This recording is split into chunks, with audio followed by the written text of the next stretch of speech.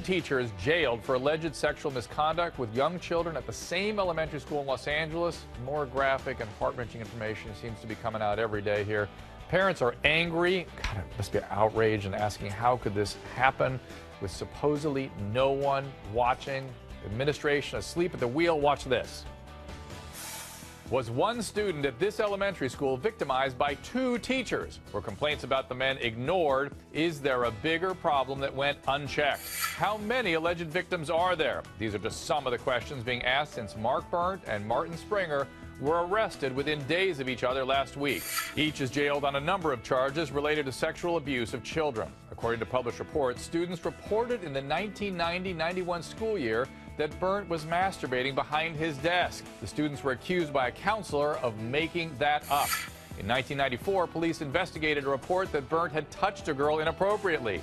That case was not pursued. The father of the second grader, who was allegedly abused by both teachers, says Burnt took pictures of the girl, which the dad took to the principal in August of 2008. She was transferred to Springer's class in September. Both men continued to teach. Incredible. Was there a cover-up? Was it negligence or something else? The lawyer for one student, allegedly photographed by Mark Burnt, thinks other teachers were, in fact, involved in this. Unbelievably, watch this. My client's daughter was removed from her regular class and escorted over to Mr. Burnt's class in the middle of the day for Mr. Burnt to carry out all of these sordid activities on these kids. Joining me, Dr. Steve Perry, principal of the Capital Preparatory Magnet School in Hartford, Connecticut. He is a CNN education contributor. And Matthew Nicholas, the attorney who represents the family of the young girl allegedly victimized by two teachers. Matthew, please tell us about the accusation your client has made.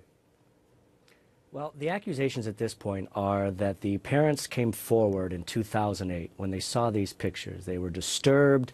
They didn't understand why a teacher would be engaging in this conduct with a student, why the teacher would take pictures of it and then hand them out to the student.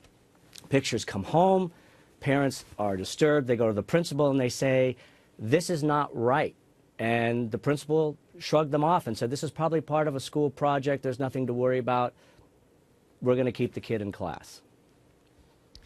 And so how do you make sense of that, or have you tried to make sense of that? I mean, the principal's response to something so disturbing seems so dismissive. I have talked to students who were in the 4th grade in Burnt's class back in the day, in the 90s, I think she had told me, and the students there had made reports. Well, what do you think was going on with this principal? Well, it seems beyond the principal. From what we're seeing, and the story is unfolding every day, what we're seeing is that there's an institutional-wide malaise, that people are not trained what to look for. People aren't paying attention to what's happening.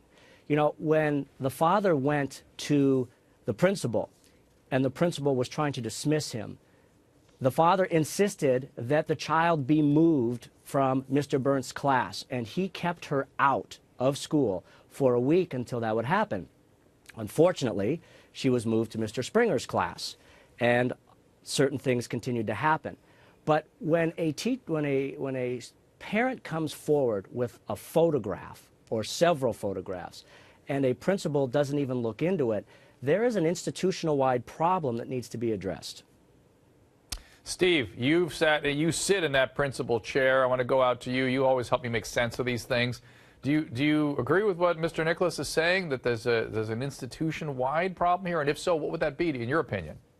It would appear.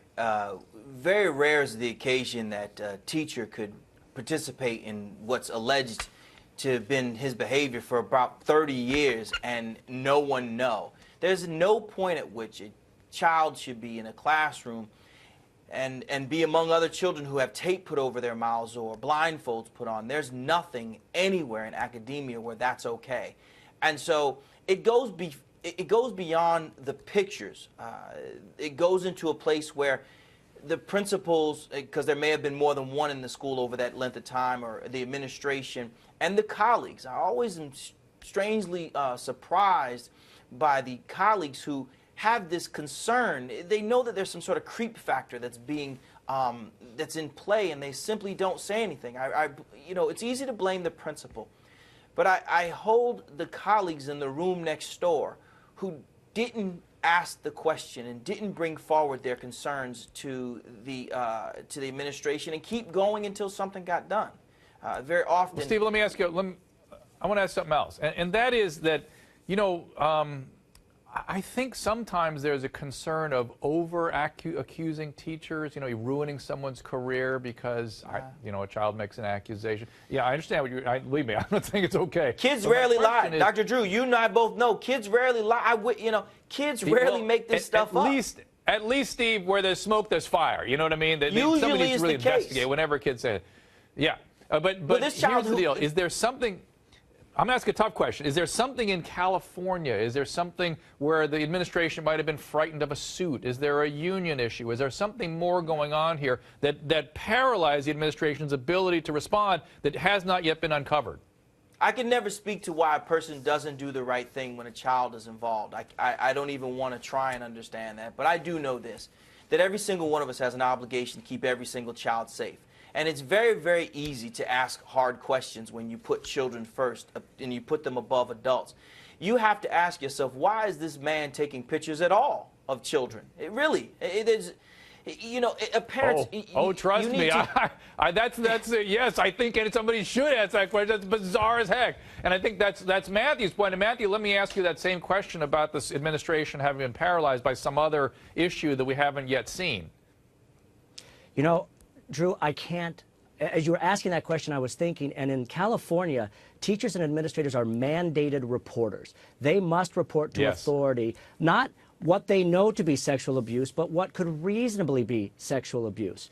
And as your other expert is pointing out, there is no reason to take pictures of kids. And, you know, teachers are supposed to act in loco parentis. They are the parents of the children. And I have 3 children that are under the age of 6. And I would never stand by if I was taking care of my children on a day in and day out basis in a school and I saw one of my subordinates do this. I wouldn't act that way if they were my kids. Well, there would be an immediate investigation. Matt, let me ask another tough question, which is, along these same lines, is what if this had been Beverly Hills and not Miramonte? That's the issue, Drew. That's the issue right there. You hit the nail right on the head. Well, tell me, Steve, what do you think? Go. That you hit the nail right on the head. Tell me. These are parents who are indigent in many cases, or who are immigrants, and they're being treated as such. And so, because they may not have been as willing to move forward, they haven't had the megaphone of the community. And that's really where the issue is. The issue is you have a group of families who are not being treated, quite frankly, as American citizens. Because had it been Beverly Hills or had it been somewhere else where these folks were white and/or privileged, I do not believe that this would have been brushed under the rug in the way it has. For 30 years, you mean this is okay simply because the guy speaks broken Spanish from time to time and takes kids on trips and goes and buys enchiladas from the nearby truck? That's not okay, man. It's not cool. We know that we've treated too many children from historically disadvantaged populations as if they do not matter. And that's the only thing that can make this make sense, because there's no reason why. You mean to tell me, one of the things I've asked my colleagues many times, would you put your own biological child in the classroom with this individual? If the answer is no, if you wouldn't let your kid go home with this individual, if the answer is no, then why didn't you tell me? Why would you put me as a principal in a position where I'm the last guy to find out? I appreciate your comments, Steve, and I go into this weird kind of denial, like, no, it can't be that. But you guys are absolutely right, and if it's that, Matthew, have at it. Gentlemen, thank you again.